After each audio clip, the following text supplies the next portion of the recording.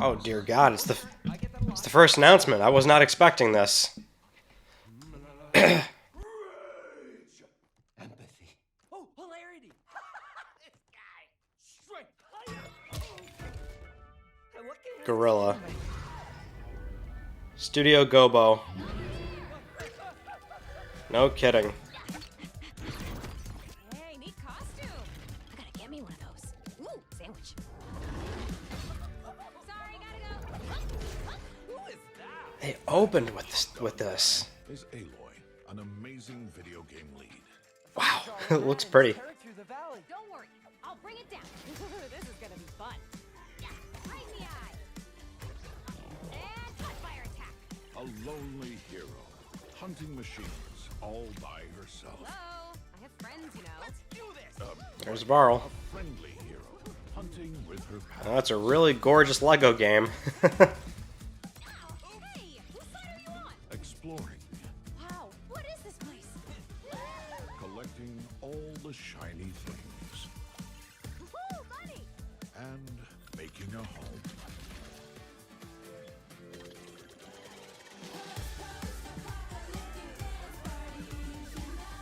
Aloy, the Thunderjaw's back. Yeah, it's like The Thunderjaw. totally silly, as a Lego game should be with co-op. Here we go.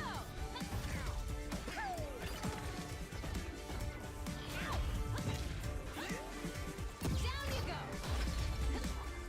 Woo, better get a snack. Ooh, you want mustard on that? Is that the bottom? I'm good. Lego Horizon Adventures. There it is. Oh my God, Nintendo Switch. Holiday 2024. Whoa. Well, that's a pretty big deal. I don't think any of us thought they were actually going to ship this on Switch. That was Lego Horizon Adventures coming out later this year for PlayStation, but also day one on PC and Nintendo Switch. It's a playful, lighthearted story inspired by the world of Horizon, designed with two-player action in mind, supporting couch and online co-op. All right, now we're going to completely shift the tone to the next game from Torn Banner Studios. Wow, that is so out of left field. I don't think anybody thought, like, for sure that this is a PlayStation property shipping on Nintendo. Oh my God, immediate thoughts. What is that Lego? Does Sony want to do that? I mean, technically we have MLB shipping on Nintendo, right? That's the MLB Association. Whoa. Oh man, that game looked, I mean, it kind of what I thought it was going to look like, which is like a hyper realistic, as the rumor was suggesting, like a realistic Lego graphics, whatever that means. You know, Horizon can be a pretty looking game, so it's weird how it actually looks like it adapted to the sort of Lego feel quite nicely. Oh man, I got to sit on that one. Let's watch the rest of the show here, see what plays out. Here's our final game of the show, Phantom Blade Zero. Phantom Blade Zero gets the honor of being the last game. Ooh. I was gonna say, we had no other direct PlayStation announcements.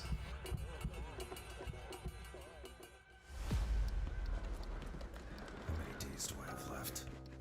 42 or 41? The face of this is here. Don't go up there. Turn back before it's too late.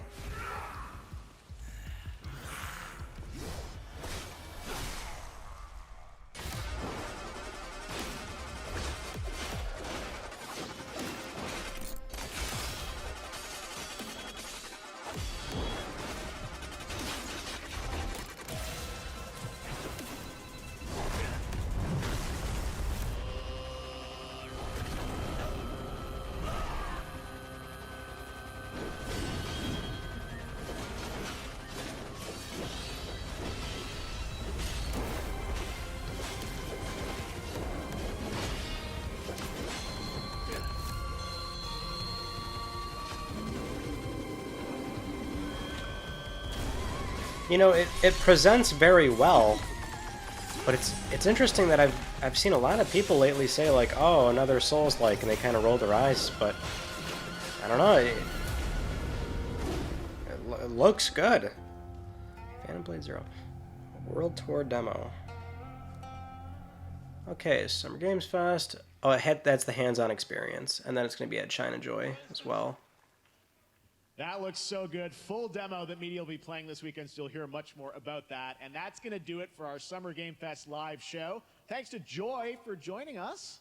Thank you, Geoff.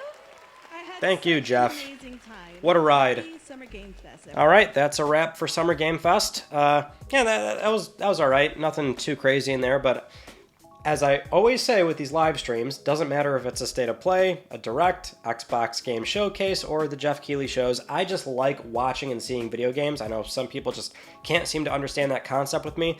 I'll put that out there again. I just like watching this stuff. I know that these live streams almost always tend to be, that was garbage, I can't stand it, this show is awful, what are you talking about, Ryan, you're nuts.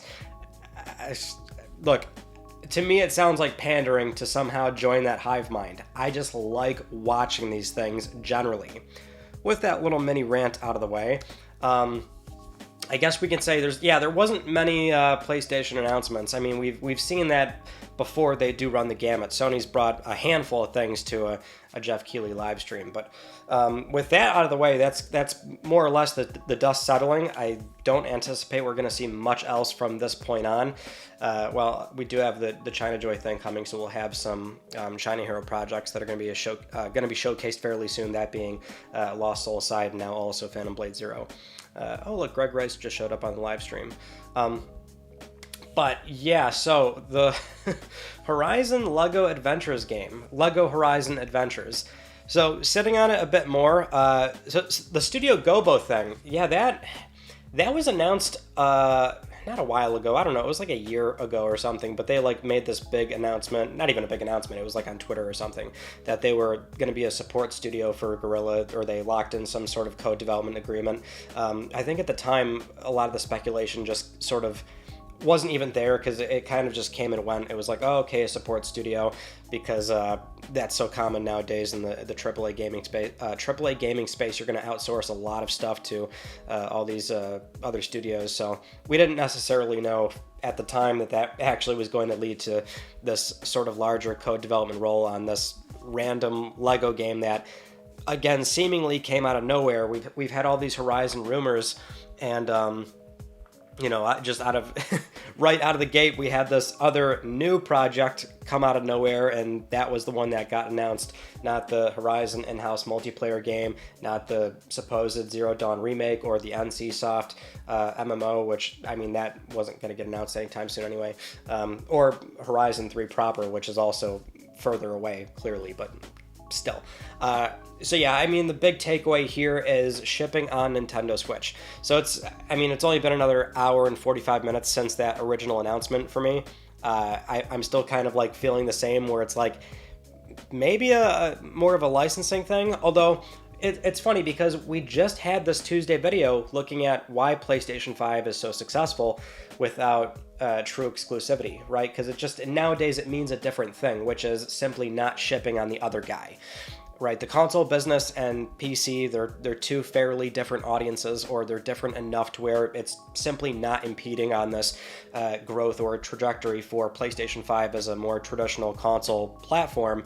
And I honestly, this kind of goes back to like the whole ABK thing, where like, you know, you had lawyers making this argument that Nintendo Switch appeals to a different audience versus the kind of audience that would be interested in buying PlayStation 5 or Series X, and that's the same sort of thing, right? So I sort of think immediately that this maybe boils down to that's what Sony was able to negotiate with Lego for the license, because clearly this is something where Lego's going to want probably more platforms. And this is also certainly geared towards a younger audience, right? They're sort of softening up Horizon a bit. Now, Horizon, I think, was still a fairly adult or teen-oriented franchise, but you can certainly soften it up and make it appeal to a younger audience, as we just saw with the reveal. That certainly looked very approachable and more family-friendly as far as Horizon goes. So I think that was probably a great compromise that Sony was willing to make, because they know that's not going to impede on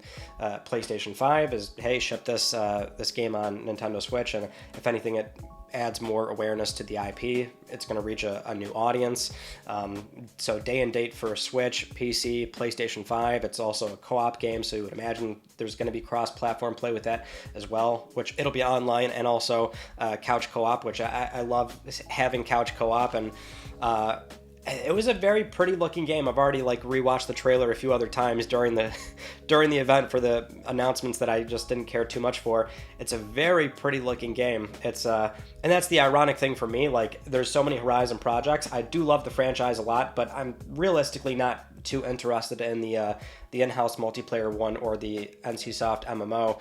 I might play the remake for Zero Dawn, assuming that's still going to be a thing, and of course the third entry in the series. But this does appeal to me. I like Lego games are so fun. I enjoyed those a lot. So yeah, it's cool that we got that game seemingly out of nowhere.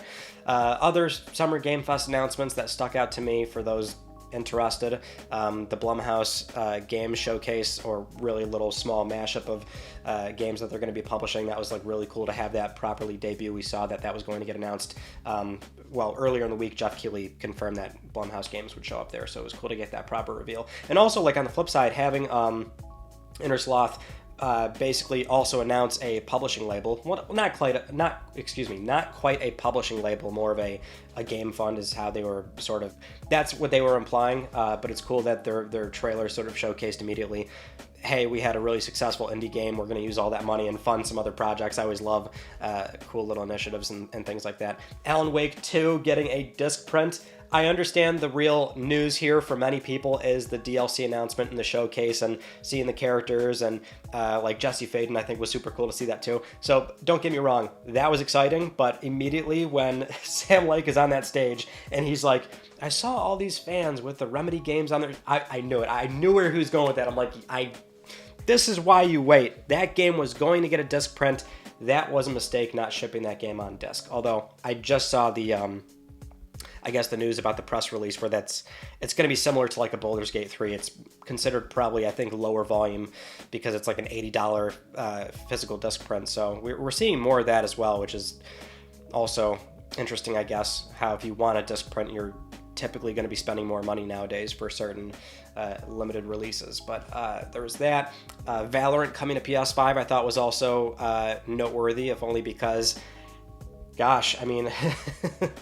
Concord is right there too, so now you've got a very well-known established hero shooter going right next to this new unfamiliar property that's also seeing a lot of flack for being, seen as derivative. So those are some of my initial hot off the presses thoughts for Summer Game Fest. We'll probably talk about more things as additional details come out of the event, but it does seem like that's probably what we're working with right now as far as PlayStation announcements go for the foreseeable future until probably the China Joy event coming very soon. I'm tripping all over my words right now. Good Lord. I need to go back to bed. All right. Thank you so much for watching, and I'll see you all in my next video. You take it easy.